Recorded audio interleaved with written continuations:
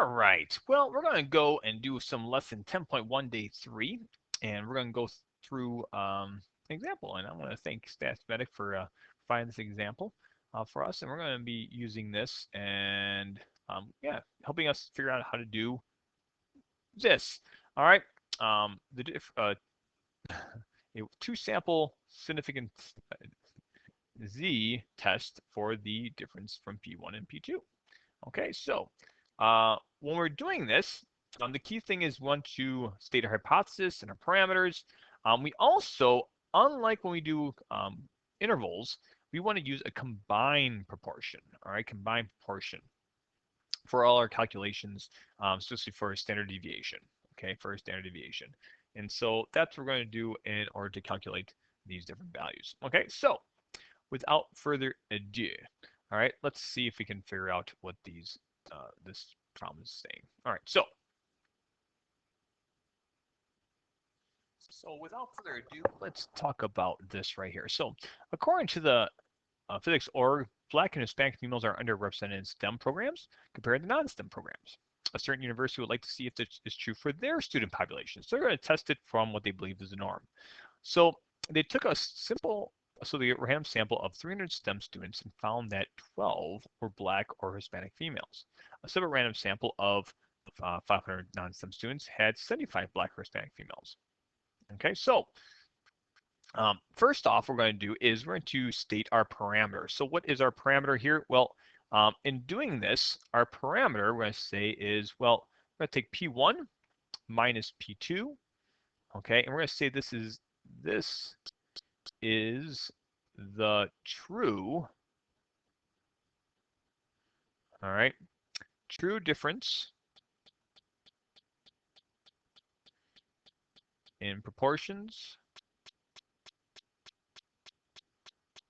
of Black and Hispanic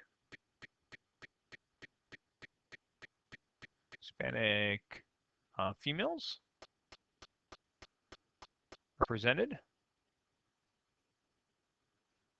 in what do we have in STEM and non-STEM programs,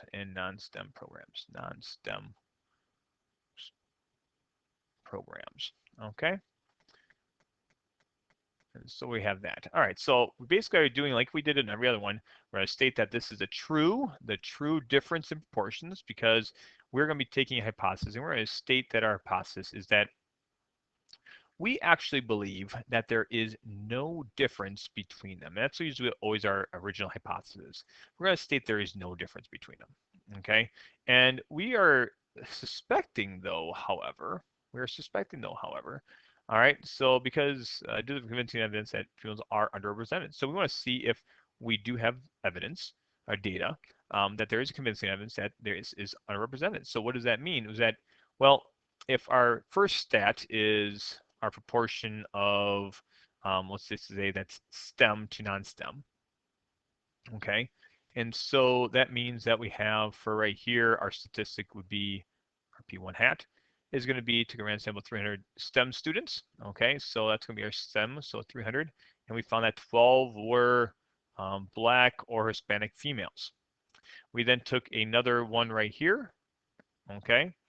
And we found that out of this, we separate random sample of 500, okay? 500 non-STEM students, we found that to be 75 Black or Hispanic females. All right, and so what we believe is that if we took this, we believe that this program is underrepresented. So essentially, this is going to be less than, okay, I'm just going to kind of write this out this way, and I'll kind of write it as a difference between the two. All right, that this portion of STEM is going to be actually smaller than what we have for non-STEM. So that means if I subtract this to the other side, okay, so our P1 minus P2, we know that we believe that this is going to be larger, which we have evidence that it is, all right, but it's a convincing evidence. We don't know if that's going to be greater or less than 0, okay? So they're underrepresented, so we want to say that right there. Now, we want to take a significance level of right there of 0.05 or 5%. And so from here, we stated our parameter, we found our statistics, we stated our hypothesis, all right, and our significance level. So now we're going to name our procedure. Well, this is a 2-sample, okay, Z test for P1 minus P2. Okay, so that's what we're going to do. We're going to check our conditions. So we're going to do a random. Now, because we have 2 samples, we have to do each one. All right, random sample of 300 STEM students. Okay, and then we took another random sample, okay, of 500 non-STEM students. So we have that checked off. We believe that our 10% condition, so was it independent? Okay, and so when we have this right here, well, 300, I believe would be 10%, or all right, less than 10% of all STEM students. All right, at the university, okay, and then I believe 500, all right, would be 10% of all right, non-STEM students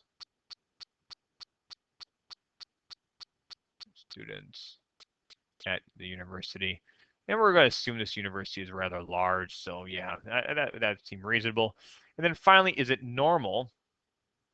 Well, we're going to do the large count for both these cases. And so what we found is that we had, all right, first off the 12. So 12, is that, all right, greater than or less than 10? Yes, then we take that from there.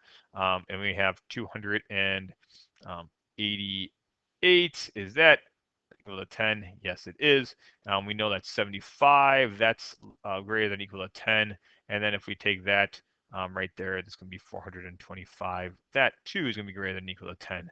And so we are satisfied with that as well. Okay. And so our sample right here is we are all good. We have approximately normal, we have 10% independence, and then we have it random. And so now we are ready to take and do our test, okay? Do our test, our 2-sample Z test for the difference of P1 minus difference of the proportions. So from here, we're going to take our values, okay? And we're going to find our mean or standard deviation. Well, we're going to take this, we're going to take our value from P1 minus P2 and find that difference. And so going back, we can find out what that value is right there. So if you want to take out your calculators, all right, and you can identify what those values are. And so I have my calculator right here, and I can identify that this right there, all right, I know that 0.04, all right, and so if we take 0.04, all right, minus 0.15, all right, and we're going to get that value of negative 0.11, okay? And so taking this value right there, I'm just going to take that, so we have 0.04 minus 0.15, and there we have our estimate. So that's what we have right there. Now, from here, we're going to take our standard deviation. Now, this is where we have to kind of be careful. So originally, when we had all these values, we would take them individually. Now, since right here, we are considering that essentially these two values, there is no difference because we're assuming that always the null is true, right? We're assuming this to be true. So we're assuming there is no difference between these two. So when we're finding our z-score, we're really taking negative 0.11 and we're going to subtract it from 0. So we're assuming there is nothing here. So there really is no difference there. And since we're assuming that, we're going to actually what's called pool this data. We're going to pooling the data. That means we're going to find what's known as a combined proportion. All right, we're going to find a combined proportion when we're using this statistic right here. And so our combined proportion when we're doing this is going to be simply these two values all added together. So we're going to take 300 plus 500, because it doesn't matter, because we're saying there's no difference between them. So if we take all the values together, so 300 and 500, it doesn't matter any student we choose, all right, there will be no difference. So if it would be essentially 12 plus 75, we add those together, and then we would get our, all right, pooled values. So if I take this right here, and I would take our, all right, 12 plus, all right, our 75, and obviously get that answer and divide that by 800,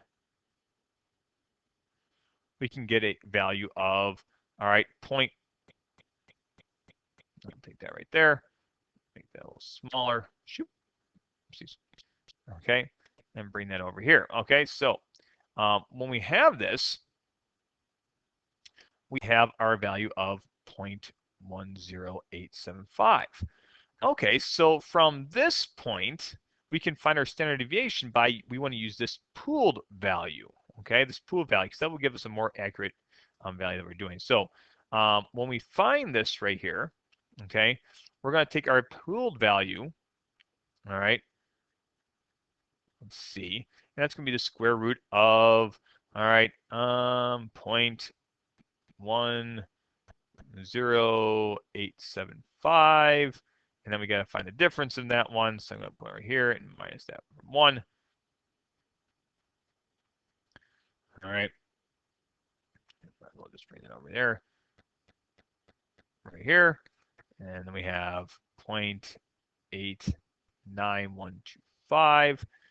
And we're going to divide that by our first one. So we're going to have divided by,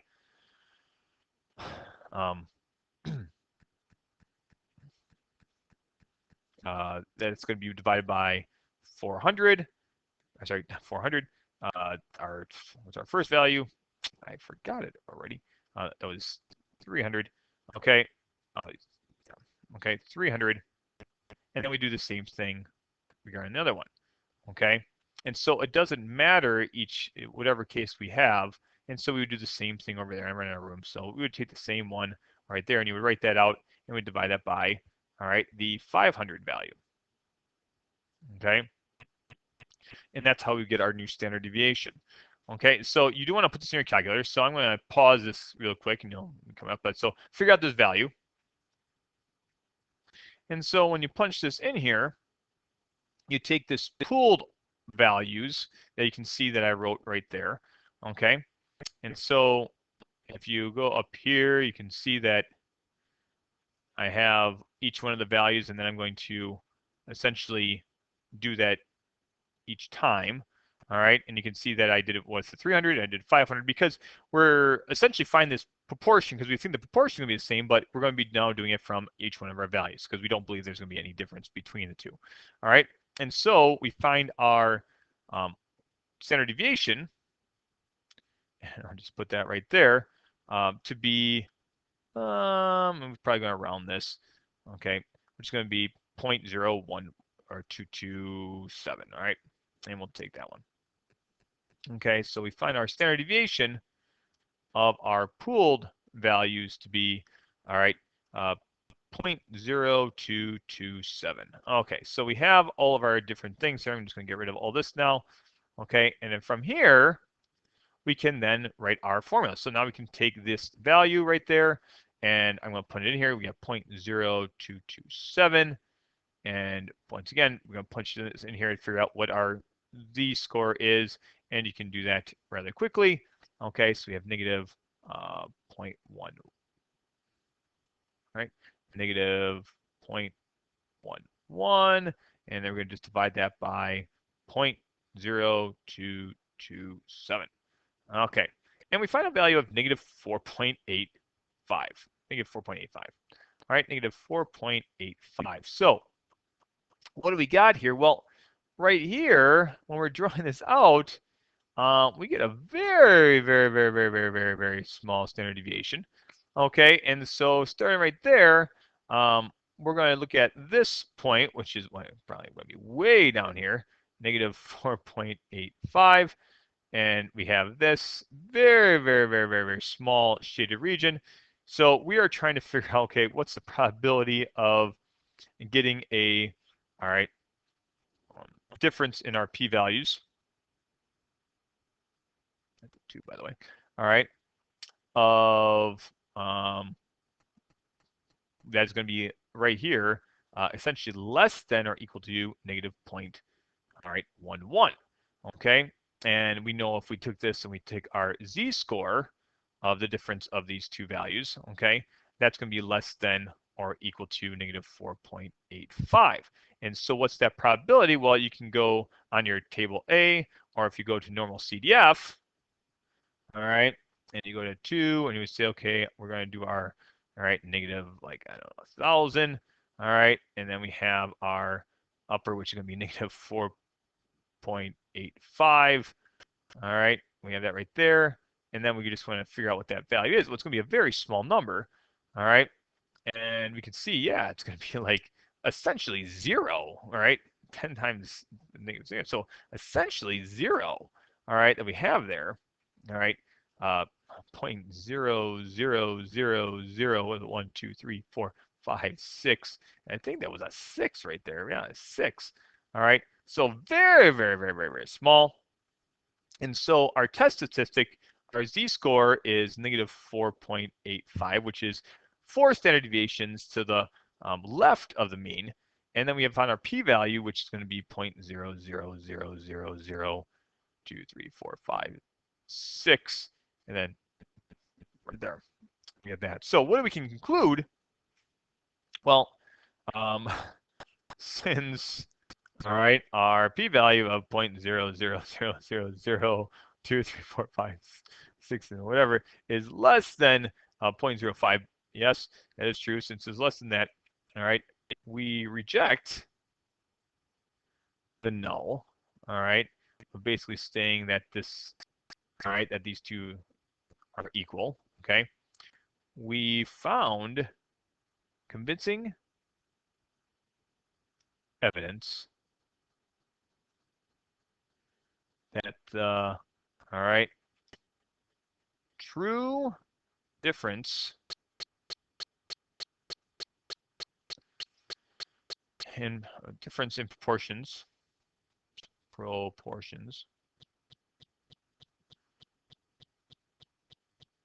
of true difference in proportions of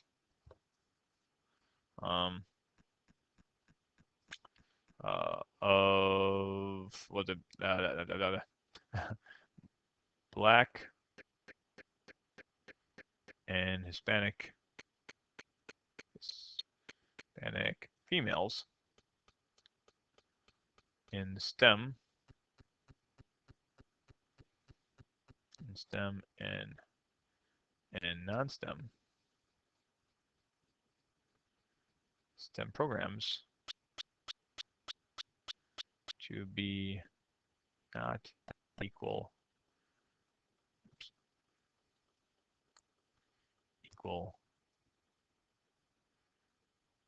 to be less than, it should be to be less than 0, less than 0.